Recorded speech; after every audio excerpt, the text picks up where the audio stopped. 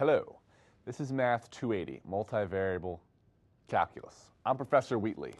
Today's topic will be multiple integrals, which we'll do actually in two parts. So this is part one. We'll talk about double integrals over rectangular regions.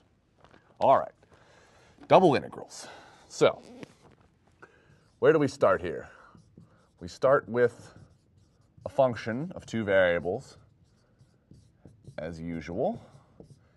And let's define it on a closed rectangle R in the xy plane. And again, we'll start with rectangular regions and we'll move to more general regions. So we have this rectangle R, and the rectangle will be defined by A less than or equal to B for x, and then y will be between C and D.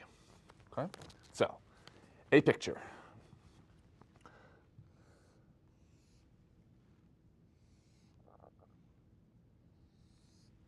So, there's a surface, right? Surface. And this is f of x, y. And let's map it down to some rectangle. And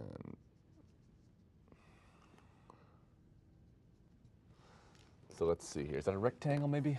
Possibly. So I guess we didn't really get, so let's see, how do I want to do this? So that looks like that. And then maybe, yeah, it's a rectangle, I guess. And so this should be probably brought down to there, maybe? Yeah, looks decent, okay. So, and then let's draw some coordinate axes in here too, I guess. What do I want to use for that? So we'll put our xy plane there. I guess I wanted this to actually run sort of parallel to the y-axis, so we'll run our y-axis like that, and our rectangle, let's see if we can get it to run sort of parallel to the y there. So this is gradually taking on poorer and poorer shape, but let's see. So, and maybe we'll have it run something like that. So, and then, so that one syncs up, and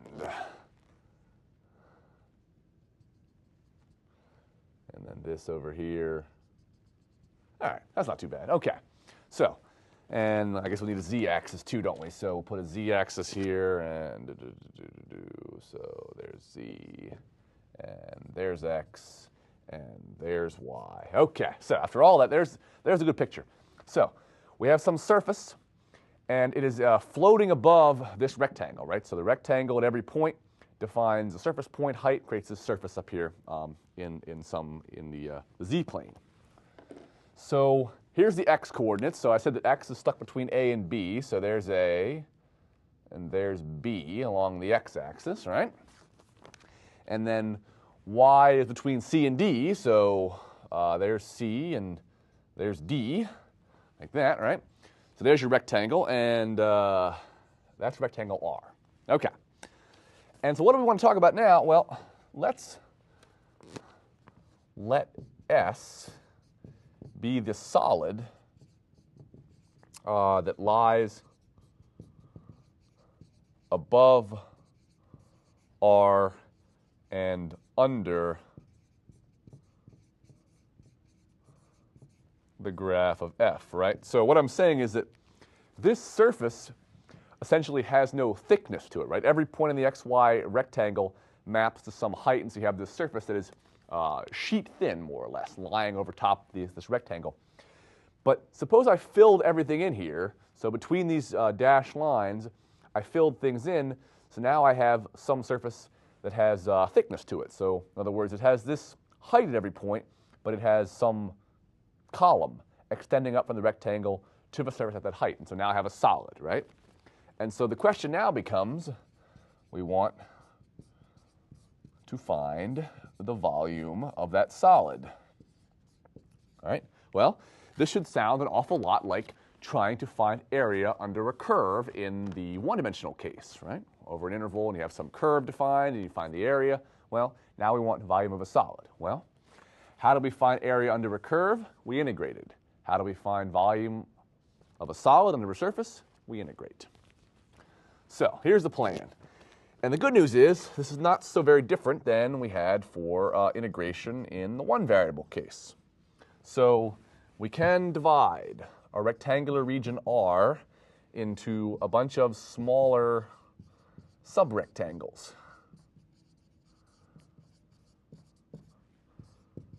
as follows. So let me get rid of this over here, give us some room to work with. But keep that picture in mind of what's happening here. So R is your rectangular region. I guess we'll stay with the blue for the R. So now I'll just draw R in the 2D case. So there's R.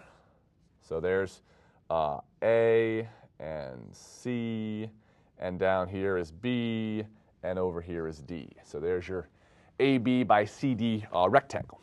And we can cut it up any way we really feel like. Chop it up into equal size pieces, like that maybe, right? And so we're going to divide the interval AB along the x part of things into, say, m pieces. Each one's going to have length, well, this is the whole interval's length is b minus a. So you cut it into m pieces. Each one has length b over a minus m. Each one of length b minus a over m. And we'll call that delta x, right? The change in x for short. Okay? And we'll play the same game with CD. We'll cut it into n pieces. And there each one will have length c minus d over n. We'll call that delta y. All right? Okay. So what's the area of each subrectangle? Well, you got a delta x length and a delta y length on one side. So the area of each subrectangle is delta x times delta y, which we'll call delta A. Right? Okay. So how many of them are there? Well, there's m on the x-axis and there's n on the y-axis, so there are mn of these rectangles. Right? And let's see here. What do I want to do here? I want to pick a point in each one, yeah. So pick a point in each one. Right? So maybe I like the midpoint of each one, so I pick the midpoint. So I go through and midpoint of each one, and I would do the midpoint for every rectangle down the line, right? Maybe I like the end point. Maybe I like that point, so I'll pick that point for each rectangle. Doesn't make a difference. You could even pick different points for each rectangle. Not going to make a difference in the long run because we're doing a limiting process. So the point chosen in the kth rectangle, right, where k is 1, 2, 3, 4, 5, 6, mn minus 1, mn minus, or mn, whatever, right, is xk, yk.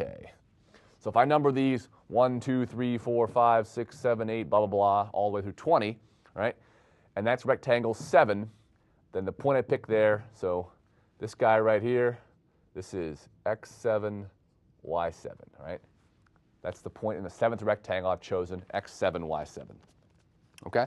Now, I said before, the goal is we want to look at a solid here, so we're going to extend the column from, where am I? From the kth rectangle, And how high does the column go? Well, it goes up to the surface's height at this point, right? So the height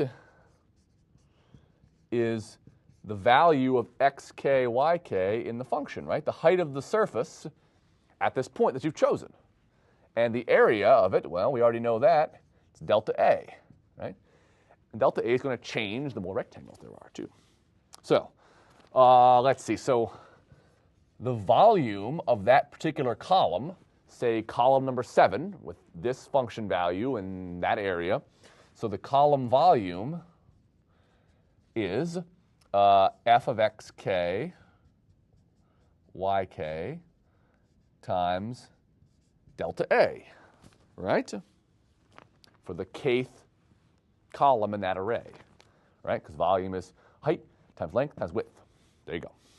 All right, let's draw a picture here, another picture. So keep this in mind. Keep in the back of your mind the whole first picture I drew of the surface. Now let's draw something that is columnar, right? So let's see here. This is not going to be easy probably. So I want, let's see here. I want a column, so we'll cut this like that, doom, doom, doom, doom. And then I've got, let's see here. So I want to draw this, so I want to pick this column here.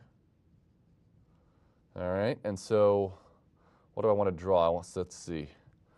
Let's get this out of the way first. So, all right, and then there's that. All right, okay. And then there's that. Aha, it's looking better. All right, there's a column more or less. All right, and then let's see, can we kind of fill in things around this? I don't know, maybe. So there's our grid, and maybe we got, I don't know, a couple other points back here. So, and then maybe you get something that looks like that. Yeah, not too horrible. So there's a column coming out of that grid, right? And maybe I chose this point right there, right? And so whatever the surface's height at that point is, so this is going to go to the top of that column, right? And this will be, so this height, so this will be xk comma yk right there. The height of this column is going to be f of xk yk, right? And the base up here, that's delta x, that's delta y, right? So whatever the surface height is at this point, and this point is arbitrarily chosen. I can pick it to be an end point, the midpoint, some point down here, doesn't matter. Doesn't make a difference. Okay, so there's your picture. Yeah, it looks pretty good. And so you do this for every subrectangle. And imagine doing that for just this small grid. You'd be just terrified to do that. You don't want to do it, but you do it in your head as a process, and you find each column's value or volume, not value. Yeah. So you have so here you got what, 12 rectangles. You do 12 columns. Each one has a certain height. One has base and length that are the same for each column. You find each column's volume by the formula length times width times height, and then you add them up. Then you add up the volumes to get an approximate value for the volume of S.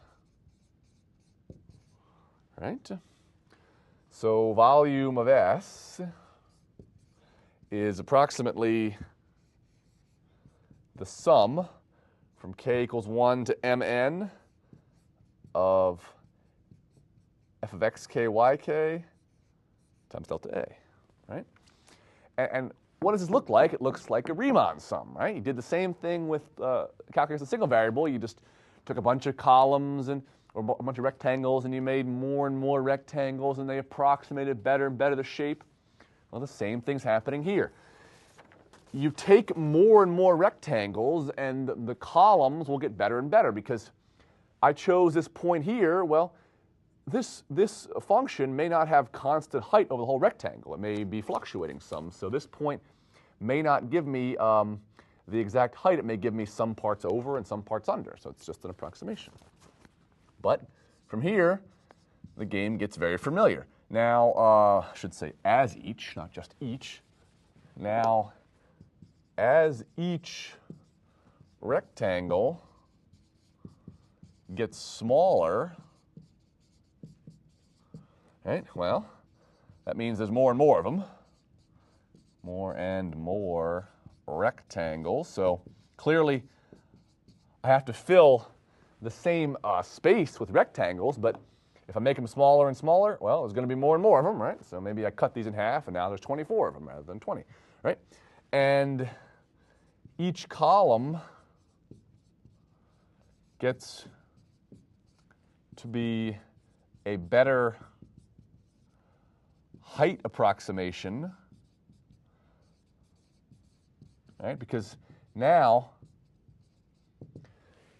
your rectangles get smaller and smaller. There's going to be less change in the height over the surface of that rectangle. So therefore, whatever point you pick is going to give you a better and better approximation, right? Just like when we used to have rectangles for single variable, you drew more and more of them, and you saw that they got better and better looking as far as the curve's behavior went. There was less blockiness and more tightness to the original curve. Same thing here. There's more and more columns. Each one is tighter to the surface. Okay? So, better height approximation, yeah. So now, if you just let mn equal p, so now I got p rectangles all together, then what are we talking about here? We are talking about taking a limit, the limit as p goes to infinity, right? I'm getting more and more rectangle. Each one's getting smaller and smaller, better and better approximation. Well, this is a limiting process, just like a Riemann sum was in single variable calc. And p is getting larger and larger. It's going to infinity, right? So here comes no surprise. So the limit, let's see here. Talk about the limit of the sum k equals 1 to p of f of xk, yk times delta a, right? The limit of this sum over here as p goes to infinity.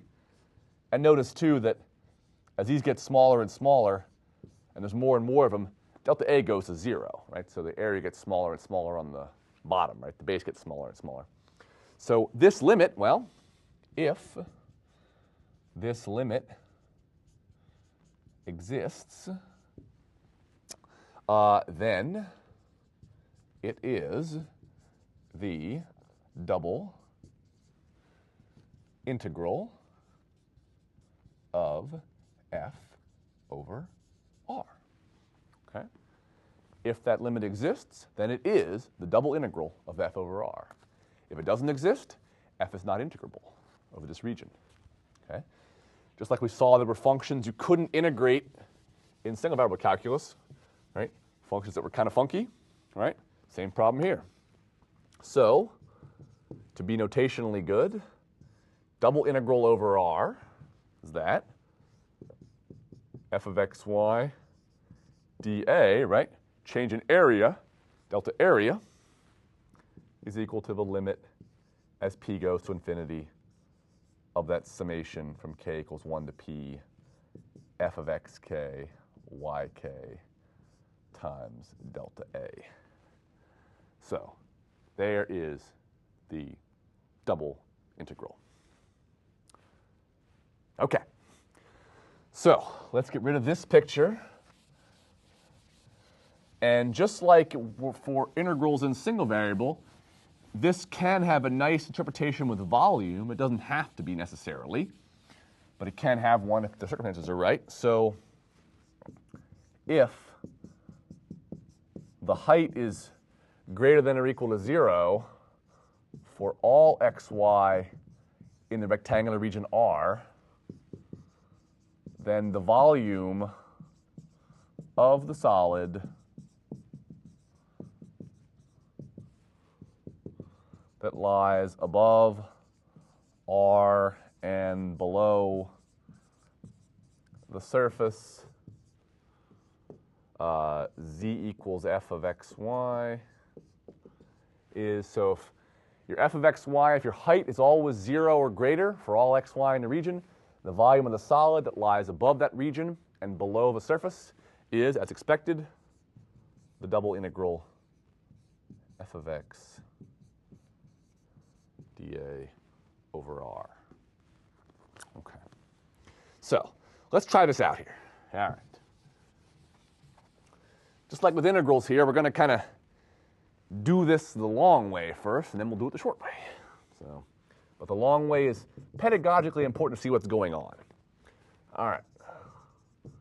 So you want the volume under the plane z equals 4 minus x minus y, and you want it over the rectangular region 0 is less than or equal to x less than or equal to 2, and 0 is less than or equal to y is less than or equal to 1. All right, okay, let's get rid of this over here. So, think back to Calc 2 for a minute. So, recall from Calc 2, and you're talking about areas and things like that, right? Well, the volume of a solid, how did we get it in Calc 2?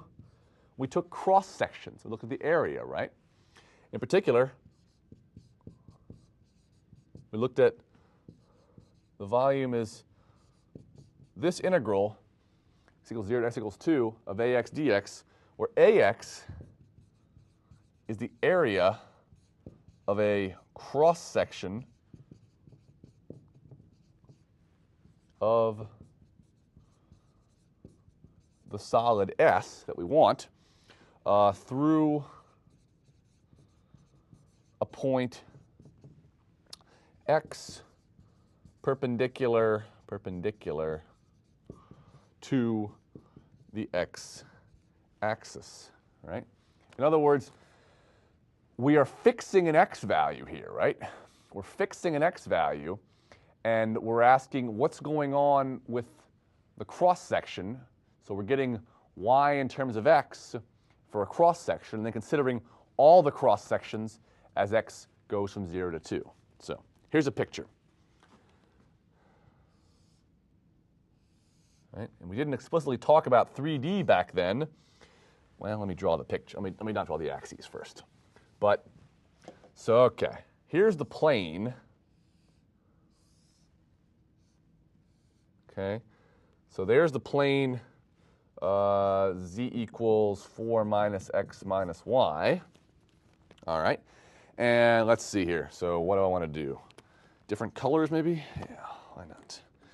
So I want the volume of the solid, so this thing's got to drop, and this thing has got to drop like that, and this thing has got to drop, and I'll even drop this one back here. How's that look? All right, so we want to form a rectangular region. Doesn't look too terrible. So, all right, like that, like that, like that, like that, all right? Should I have drawn them in dashed maybe? Yeah, maybe. Here, let's see if we can't get this to, so that, I guess this one should be dashed too, because it's on the back side. Yeah, there we go, and I guess this back one should be dashed also.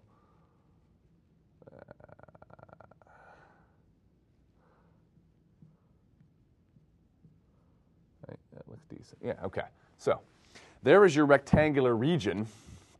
All right, and let's put some axes on here. So there's the z-axis, there's the x-axis, there's the y-axis, right? So there's your rectangular region. So here's the point 2 down here on the x. Here's the point 1 up here on the y, right? So there's x equals 2, there's y equals 1. That's the rectangular region form of what's going on here. Now, let's see. I want to make a cross-section through a particular x value perpendicular to the x-axis, right? So I'm going to fix an x value and draw a perpendicular cross-section. So here comes the tricky part. Let's see, so I want this to be perpendicular, so it's got to run parallel to the y-axis. I want to look something like that, and then perpendicular to the z-axis, and then perpendicular to the y-axis again, and it's not going to be perpendicular to the z-axis, is it? How about that, maybe? Yeah, all right. And then we can do something like that. What happened here? Okay. Yeah, sweet. All right. So, and then, let's see here. So we'll shade in there a little bit, indicate that this is, in fact, perpendicular cross-section. All right. So, why is it not going all the way over to the line there? So this should actually be coming like, what, up here like that? I get the point of it more or less, so. Yeah, it looks, I don't know, looks decent. So the point is that, have I ruined it? No, it looks all right. So the point is that within this solid, there's a cross-section here at some x value, right? And it's running perpendicular to the x-axis. So this is some x value over here. And now I want to look at what is the area of that cross-section and then just extend it out all the way to the back of this figure and the front of this figure, right? Okay? So in particular, the shaded region is a of x, right? That's the a of x over here that we're integrating, right? It's the area under that plane, z equals 4 minus x minus y, where x is constant. Remember, x is a constant value all the way across here, right? Only the y is changing, where x is constant, and we're allowing y to rotate between 0 and 1. And 0, not rotate, but fluctuate. Yeah, decent. So what is this thing? Well, wait, a of x. So a of x is the integral from y equals 0 to y equals 1 of this function, right, where x is being held constant. So this is 4 minus x minus y dy, right? Okay? Because we're asking about what is the area of this thing. Its height is changing, its y value is changing, its x value is staying fixed, and we're integrating over the limits of integration from 0 to 1 on the y-axis, right? And then eventually, to get volume, I will integrate this in terms of those limits of integration. So let's see here. I'll erase my picture. I hate to erase it. It's beautiful, but all right. Let's get rid of this, and let's get rid of everything. Let's see. I don't want to get rid of that, so let's get rid of the picture. Okay, fine. So what have I got now? So the volume is the integral from x equals 0 to x equals 2 of this expression, right? So it's ax dx. Well, that is the integral from x equals 0 to x equals 2 of the integral from y equals 0 to y equals 1, right? Because now I'm integrating this integral, right, of 4 minus x minus y, and then that's in terms of y. This is in terms of x, right? So this is a double integral up here, right? We're integrating with respect to y first on this integral, and then the resultant we're integrating with respect to x, okay? So let me get rid of this. All right, keep going with this. So integral from x equals 0 to x equals 2. Integrate this function. What in the world do you get? 4y. Remember, x is a constant. Treat it like a constant here, right? So minus xy minus 1/2 y squared. You can look right there. Integrated from y equals 0 to y equals 1 dx. Okay, let's get this thing. So boom, boom, boom. You plug in 1 here, you get 4 minus x minus 1/2. What in the world is that? 7/2 minus x. Everything else goes away, so you get 7/2 minus x dx. All right? Well, this is now, as we want it to be, entirely in terms of x, right? Well, good. So integrate that thing. you get 7/2 x minus 1/2 x squared, integrated from x equals 0 to x equals 2. And you get, what, 7 minus 2, which is 5? Yeah, there's the volume. Right? There is the volume, calculated through this method. So we did just what we did in Calc 2, only we just extended the idea out and held this x constant here, right, rather than defining x in terms of a function. Okay, so that's one way to look at it. Well, there's another way. So calculations are solid here. We have our answer 5, but we like to make sure things work out nicely in other ways too, because otherwise we have a problem with the integral. So we could have also sliced cross sections perpendicular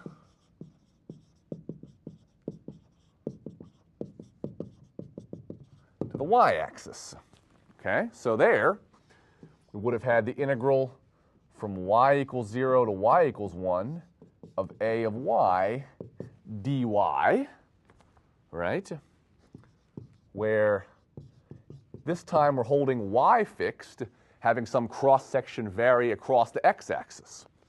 So AY is the area under z equals 4 minus x minus y, where y this time is held constant, and we're allowing x to vary between 0 and 2. And we don't want to get the same answer, otherwise we have a problem with our integral. All right, so, okay, the picture again. Ugh. So there's the plane. All right, and then let's see here. We'll use the multimedia again. You'll draw some. So this is really the same thing here. I wanted that to be lower, right? Yeah, okay. And I wanted that to be like that, and that to be like that. And so we connect these up.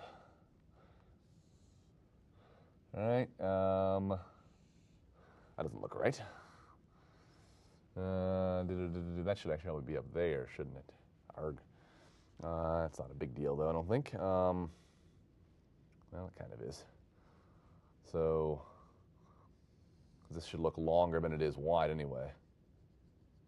Does that look right? And then we can kind of dash this back here, and well, that looks like crap, but all right. So there, that's better. And then, okay. So there's the surface again. Okay. There's the rectangle. The z-plane is coming out like that, and there's the x-plane, and there is the y-plane. So there's 2, and there's 1. Right? Okay. Now we're slicing sections perpendicular to the y-axis. Right? So now our sides of our section should look parallel to the x-axis. So maybe there's a side, and then it should be parallel to the z-axis. So maybe something that looks like that. That doesn't look too terrible, actually. Is that not too horrible? That's all right. So now we have this perpendicular cross-section sitting in there, right?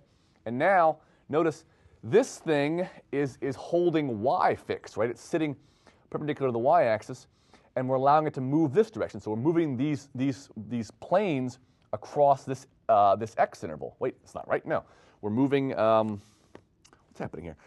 We are moving these planes across this x interval. Yeah. No. Wait. Okay, we're moving them across the y interval. Yeah. All right. So we're moving these across the y interval 0 to 1, but we're keeping a single y fixed. And we're looking at the area as x ranges from 0 to 2. How is the height changing? How is the x changing? And the planes are being pushed like this. That sounds better. Yeah. So the shaded region is a of y, right? Which is the integral from x equals 0 to x equals 2 of the function, where is it? 4 minus x minus y dx, right? We're looking at just the change in x here and holding y constant. And we're going to integrate that thing with respect to y eventually. Okay? So there's the picture. There's the setup. Same as before, just we're now changing our perspective a little bit. but we should get the same answer. I'll just get everything out of here. All right, so your volume, it's again a double integral. Your outside limits involve y because you're looking at a of y dy, but that's really the integral, I should put parentheses around here, I guess. Parentheses, the integral from x equals 0 to x equals 2 of 4 minus x minus y dx, and then with respect to dy. So again, we're integrating with respect to x in here. We're only going to function in terms of y, and then we're going to get with respect to y. Okay? So looks good. So what in the world do we have here? Y equals 0 to y equals 1. Our function with respect to x this time is 4x minus 1/2 x squared minus yx from x equals 0 to x equals 2, right? And then you integrate that with respect to y. So let's see here. You crank some stuff out. You get y equals 0, y equals 1. You plug in 2, you get 8. Minus 2 is 6. And then minus 2y. So you have 6 minus 2y dy. Well, there's our function in terms of y entirely, right? Integrate that, you get what? 6y minus y squared, integrated from y equals 0 to y equals 1. Well, 6 times 1 is 6, minus 1 is 5. Same answer as before. Lo and behold. Okay? So, either way works. Now, do we have to do this every time we want to do a double integral? Thank heavens, no. So you don't have to keep applying definition of a Riemann sum when you do a single integral, right? So let's see. What did I want to say first before I go into the details? In the first case, we wound up with eventually volume equal to this double integral, which integrated with respect to y first. So here we're working left to right here. Right to left. We're working from the inside out. We're integrating with respect to y first, and then respect to x. So these are limits of integration for y. These are limits of integration for x out here. And this is in the first case. In the second case, right, we took cross sections perpendicular to the y-axis, and we saw that the integrals were reversed, that the limits of x came first, right? The dx came first. There's x limits. The dy came second. There's y limits. These are both what's called iterated integrals, right? To iterate something means to just do it over and over again while you're integrating on something and then integrating on the result of that. That is iterating the integral, right? And you work from inside out. Work from inside out, right? So you work inside integration first, then perform integration on the result of that with the outside integration, okay? Either way, the volume works, right? So we have this nice theorem that basically says this is always true as long as everything is integrable, and it's nice. We have Fubini's theorem, right? Fubini's theorem, which says that if f of xy is continuous throughout this rectangular region defined by a less than or equal to x less than or equal to b and c less than or equal to y less than or equal to d. So as long as f of x is continuous throughout this region, then the following result is true. The double integral over R in terms of A, the area, can be done either way. It can either be done as the integral from A to B first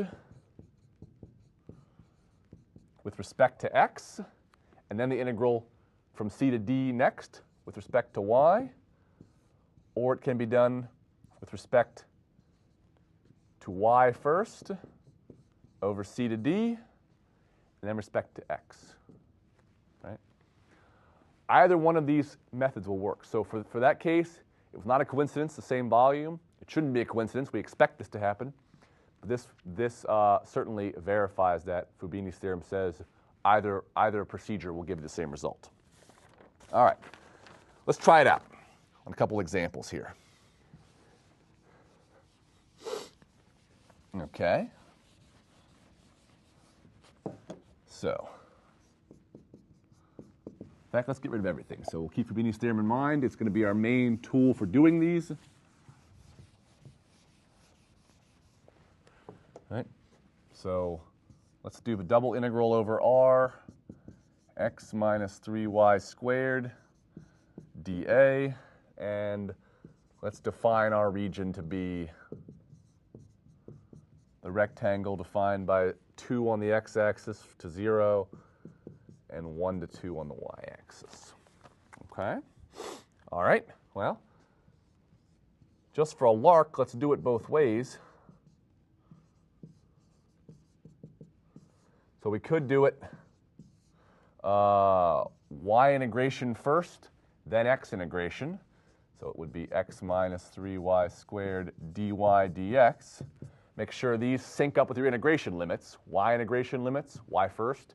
X integration limits, x second.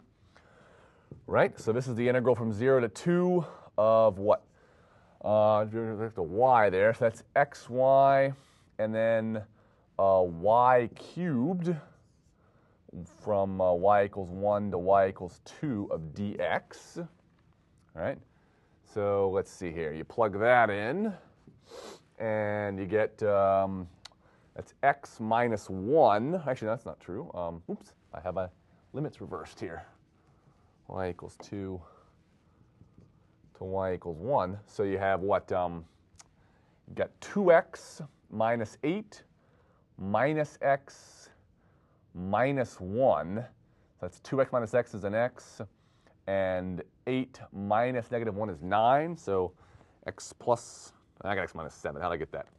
So let's see. So you have, what, 2x minus 8 minus x minus 1. So yeah, that's right. Yeah, 2x minus 7. Yeah, that looks good. So this is 0 to 2, 2x minus 7 dx, right? Okay. So integrate that.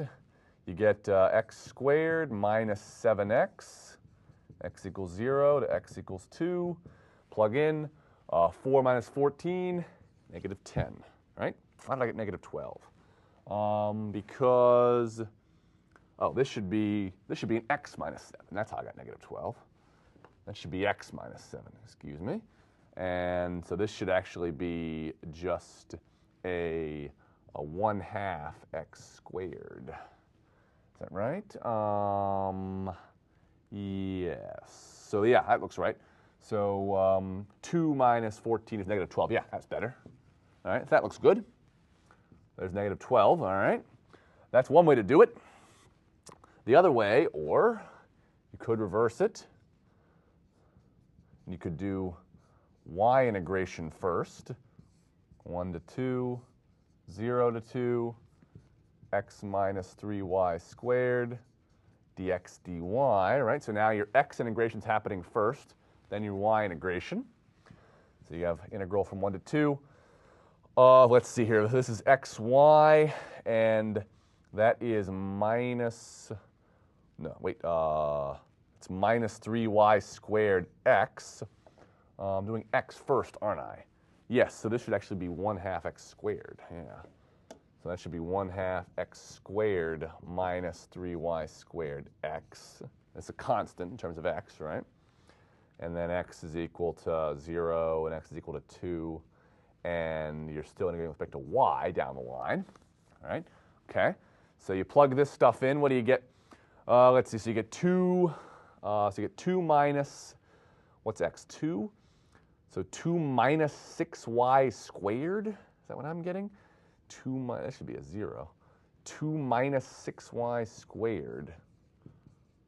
In terms of dy, is that what I've got here?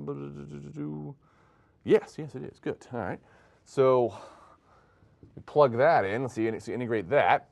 Let's see, integrate with respect to y here. So that's 2y. And 6/3 is minus 2.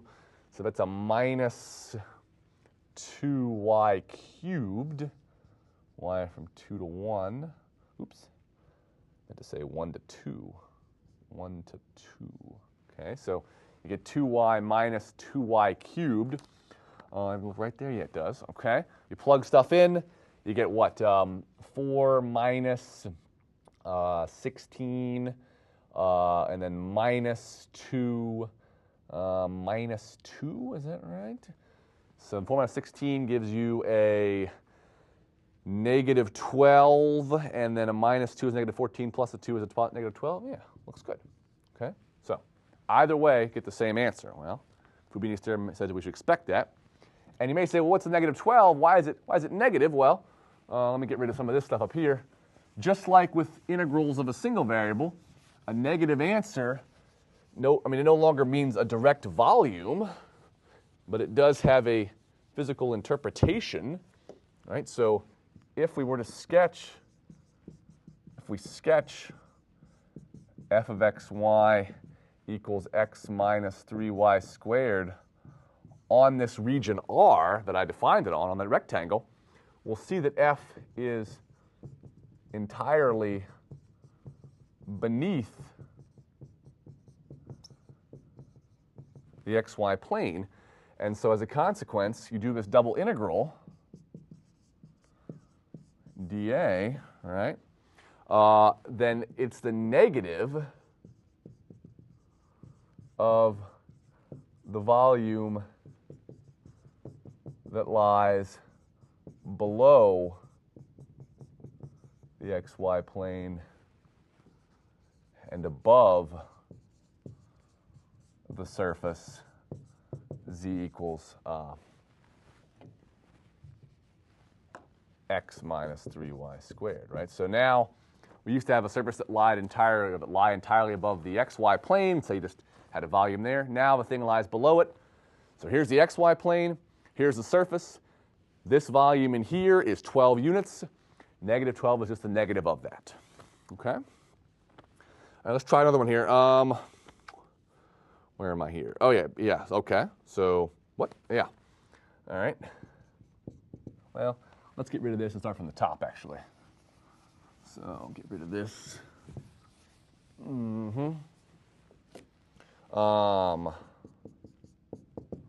So we've got now double integral of y sine xy dA, and we'll integrate on the region 1 is less than or equal to x, less than or equal to 2, and y is between 0 and pi. Okay. All right, so let's integrate. Let's see here. I'm going to choose, what am I going to choose here? I'm going to choose to integrate with respect to x first. You'll sort of see y in a minute. I want y. It may be that one way will lead to easier computation than others, and that's a sort of kind of thing you get used to after a little while, so I want dx dy. But certainly if one way totally, stymies you completely, you should try the other direction, but it may be just that one way is easier than others. It takes less time. That's the case here. So let's see here. So we have 0 to pi with respect to x here. So, what? Yeah. So this is actually, this is negative cosine xy, right? Because integral of sine is negative cosine, right? To get y is like a constant here, so to get that y out front, we would be doing chain rule and pulling that out. So this is negative cosine xy, sort of reversing the chain rule, right? And then this is integrated over 1 to 2 in terms of dy, yeah. Okay. And let's see here. You plug that garbage in, you get negative cosine 2y minus cosine of y. Or actually plus cosine of y, right? Because you got integral from 0 to pi. You got negative cosine 2y and then a minus a negative, which is plus a cosine of y, dy. All right, is that what I have here? Yeah, it is. Good, good, good. So, and then, let's see, integrate that. So this is what is it? Yeah, is that right? Yeah, you got negative 1/2. Yeah, so again, reverse chain rule gives you negative 1/2 sine of 2y, right? Negative sine derivative is negative cosine, and again, the 2y and negative 1/2 cancel out, so you're reversing the chain rule. Derivative of sine is cosine, so you're doing that there. And then that's from from y equals 0 to y equals pi. Y equals 0 to y equals pi. All right? And let's see, you plug garbage in here. The sine of pi is 0. Sine of pi is 0. Sine of 0 is 0. So what do you get? You get 0, right? Okay, so the integral is 0. So again, analogous to single variable case, if we were to sketch f on the region R, well, we're going to see it's both above and below the xy plane. And in particular, we should think intuitively that, integral being 0 means it has equal area or equal volume above and below, which is true. So this double integral, where am I? Y sine xy dA is the difference. It's the difference of volumes V1 and V2, where I'm defining V1 to be the volume above the xy plane. I'm defining V2 to be the volume below the xy plane. Right? Just like the integral of sine x from negative pi to pi is 0 because you have equal area above and below the x-axis, right? The same is happening here, equal volume above and below the x-axis, therefore the integral of the double integral is going to be 0, okay? So since double integral of r or over r of y sine xy dA is 0, what does that tell us? It tells us that V1 is equal to V2, that there's equal volumes. Okay. All right, so I did this x first, then y. Well, what if I'd reverse this? So let me erase everything else here, and we'll go back and reverse this a minute. So, okay. And let's see, let's erase here, let's erase everything. So suppose I did y first. That would mean I have x limits out here, 0 to pi, y sine xy dy dx. All right, like that. Is that what I've got? Yeah, it looks good, yeah. And to do this one, well, this is not quite so easy to weigh here because now you've got two functions multiplied together here, and neither one of them is constant. So it's not like you can't do it, but if you went this direction, you'd have to integrate by parts twice. And the fact is, well, times you can't avoid it, but times you can. In the last one, we could just say to ourselves, well, what's happening? We could use essentially substitution in our heads and get the integrals there. Here, integrating by parts, you have to do that twice to get the integral. Well, it's more work. It can be done, and you get the same answer of 0. But if one way presents itself to you as a lengthier way, try the other way first and see what happens. Maybe you'll get lucky and you'll get a nice, easy way to handle things. Okay, so let's do one more problem here. Find the volume. Oh, yeah. So let's find a volume here. So I'm not going to draw this one because it's too hard probably, but intuition should make sense. So let's find the volume of the solid bounded by the elliptic paraboloid x squared plus 2y squared plus z equals 16. And let's also bound it by some planes. Let's bound it by planes x equals 2 and y equals 2 and the coordinate planes. All right, so the coordinate planes. So this is just a little bit of a different look at an old problem we've already done before in this section. So the solid lies under the surface. Z equals 16 minus x squared plus, x squared minus 2y squared. All right, so there's the surface in terms of z. And it's above the square 0 less than or equal to x less than or equal to 2 and 0 less than or equal to y less than or equal to 2. I know that because it's being bounded by these planes, right? So x can't be any bigger than 2. It can't be any bigger than 2 on the y-axis. And the coordinate planes also bound it so it can't be less than 0. So it's bounded by those coordinate planes. So there's your square region that you're integrating over. So your volume is, let's see here, so you got r, and what's your function? 16 minus x squared minus 2y squared dA. I'll use x first. I don't know, why not? I'm not sure it's really make a whole lot of a difference here because it's just a polynomial, so it's not going to matter a great deal which order we go in, I don't think. This is going to be from 0 to 2 of 16 minus x squared minus 2y squared dx dy. What am I doing? I'm doing x first? Yeah. And so let's see here. So you get integral from 0 to 2. This with respect to x is what, a 16x and a minus 1/3 x cubed and a minus 2y squared x as x ranges from 0 to 2 dy. All right, let's see here. You crank this garbage out. You plug in 2, you get 32 minus 8/3 minus 4y squared. 32 minus 8/3, so that's what, 96/3 minus 8/3 is 88/3.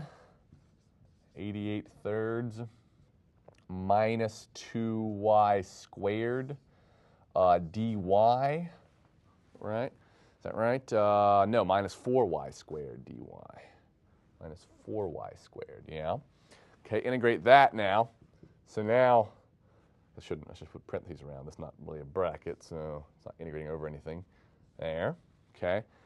So now, what do we have? We have 88/3 y, and then that ends up being, what, 4/3 x cubed, y cubed? Y cubed, is that right? Yeah, and then that's from y equals 0, or y equals 2 to y equals 0. Y equals 2 to y equals 0. Okay, what in the world is that? 88 times 2 is 176 over 3. Right, so this is 176/3. And then you multiply by 2 here, so that's 8. And 4 is 32 minus 32/3. Is that right? 66, 56, 46. Yeah, so 32/3. It's 144/3. So, so what is that? That's so that's 12 times 12. So 12 over 3 is 4 times 12 is 48. So 48 units, cubic units, is the volume of the solid bounded there. That's what I got. Good. And the other way is the same way. I mean, it's a polynomial, so it's not going to matter which way you go, really. Okay. Next time we'll talk about double integrals over general regions. But this concludes part 1 of our lecture on multiple integrals and double integrals over various regions.